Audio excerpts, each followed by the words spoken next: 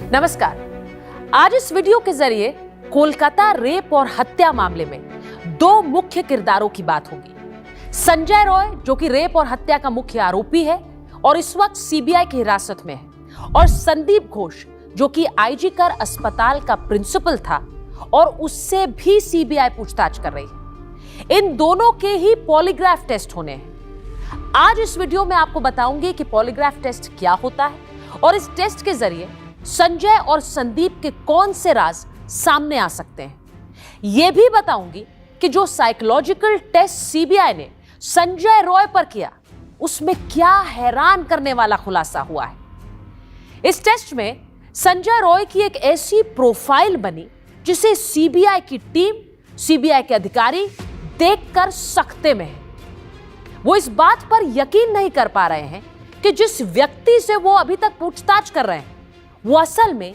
एक इंसान नहीं, जानवर है। सीबीआई ने संजय रॉय का एक साइको एनालिसिस टेस्ट किया। इस टेस्ट के जरिए किसी भी आरोपी की एक साइकोलॉजिकल प्रोफाइल तैयार की जाती है। संजय रॉय की भी एक प्रोफाइल तैयार की गई।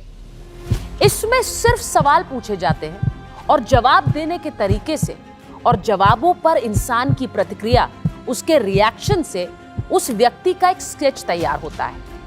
संजय की जो प्रोफाइल तैयार हुई, उससे साफ होता है कि संजय एक आम आदमी की तरह बर्ताव नहीं करता।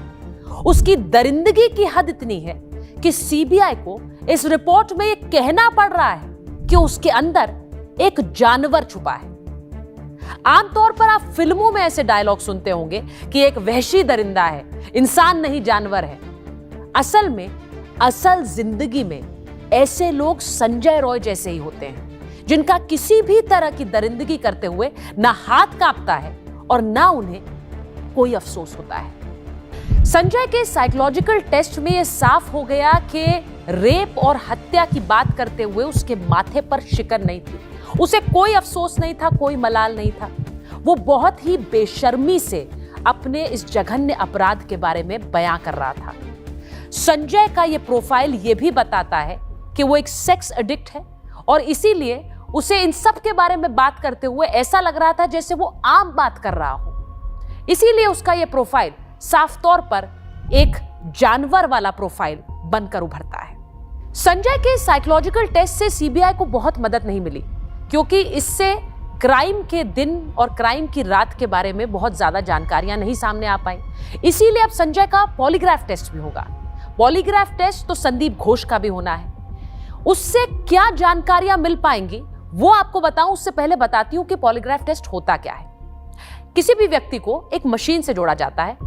उसकी टेस्टिंग के दौरान उससे सवाल पूछे जाते हैं। अब जो मशीन शारीरिक प्रतिक्रियाओं को मापती है, वो हार्ट रेट, ब्लड प्रेशर को मापती है। मशीन से सांस लेने की दर भी मापी जाती है।